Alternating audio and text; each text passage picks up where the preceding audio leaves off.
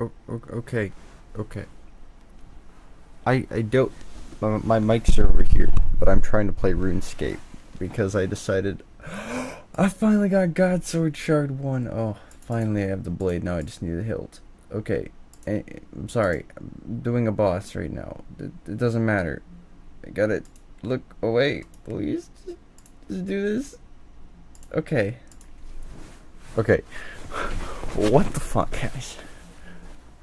We got, an hour and 17 minutes watched of me just talking about random shit. No, the vlog, like the special update, and the rambling video, Jonas's rambling video, as well as JJ's miniature vlog.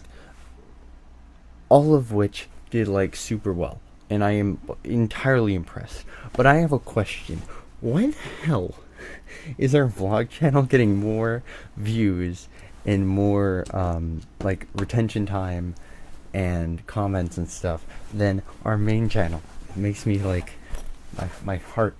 It's like you know, it's like I spent all this time on the other channel. I hardly spend any time on this channel. This channel is gaining subscribers and gaining views, and my main channel isn't. Well, our main channel isn't. So that's kind of annoying. I was going to bring up one other thing. Oh yes. So JJ and I were talking the other night, and we were talking about why we didn't. We're kind of afraid to upload, or like why we didn't do anything. And I talked about this on stream, but I haven't really talked about it to you guys yet. And yes, I'm still wearing the same shirt from yesterday. Okay. I am. Just don't look at me. I was talking to JJ. Oh my gosh. And one of the reasons why I didn't want to upload was because, oh my gosh, I'm gonna die. I didn't feel like uploading was because I was afraid. Because I felt like I would lose myself in doing this, and like basically the idea that, you know how people say time flies when you're having fun, kind of that idea, but to a larger scale. I'm spending all my time doing YouTube and doing all this stuff here when I'm losing the ability to like tell time, and like everything goes by like super fast, and it's just like this internal fear that isn't, like, it is there to some extent and it does happen, but it's not like, it's not as crazy as I make it out to be in my head. Well, so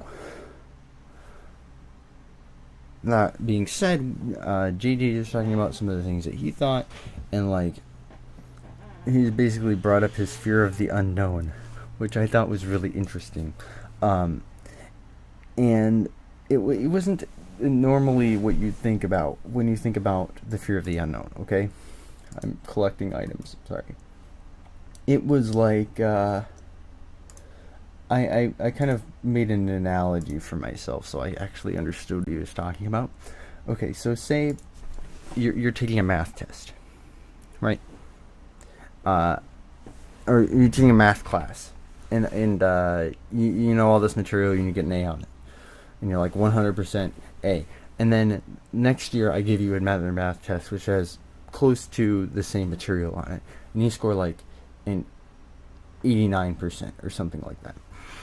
Well, and then you're like, oh well, that's just a fluke, I'll do it again. So you do it again, you get like an 84, and then you do it again and you get like an 87. Well, you're like, it's always lower than the 100 that you got, and you're like, what, how did I lose this information? Where did this information go? Well, obviously you forgot it, right?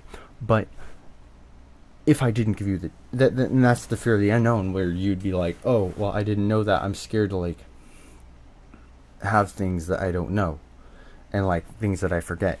But there's another look at it, which is what the fear actually is that if you didn't take the test, you wouldn't know you forgot that information. So you'd need that information for something else, or like, what if you needed it? Well, his example was like a life and death situation. Well, it's not really gonna happen too much, so you don't really have to expect that. But um, thinking about it like, if you didn't take that test, you wouldn't know you forgot it. Therefore, you would never be aware that you forgot things. So that's the fear, is being afraid of the things that you don't know that you forgot. And it's like mind-blowing. And I'm like, whoa, that's crazy. But from my perspective, it doesn't really matter too much, because every time I'm learning something new, I'm pulling something from this, pulling something from that, and it like patches and sews together the places that in my memory I have lost, and the things that I didn't end up retaining. I'm gaining more and more information that's kind of piling up on top of that.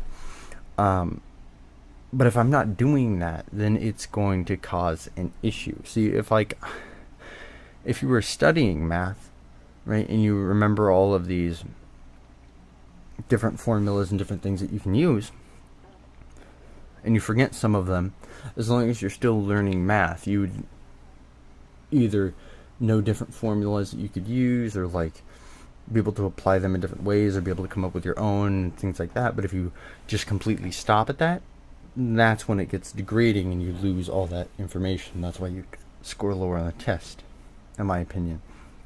And so it's like a really cool concept, and I just like thought I would share that with you. And again, I wanted to say that these are entirely non-scripted. I have like checklist of things, kind of like my checklist for this was talk about the vlog channel, talk about the concept that I talked about to JJ yesterday, and talk about how I record these videos, and where like that they're not scripted, pre-recorded, and like, yeah, things like that. Okay, so those are my 3 things. So I just went into that, trying to explain that. So I hope I did a good job. And yeah, these are just gonna be like really quick. So let's dab. Bye. Can I end it? End.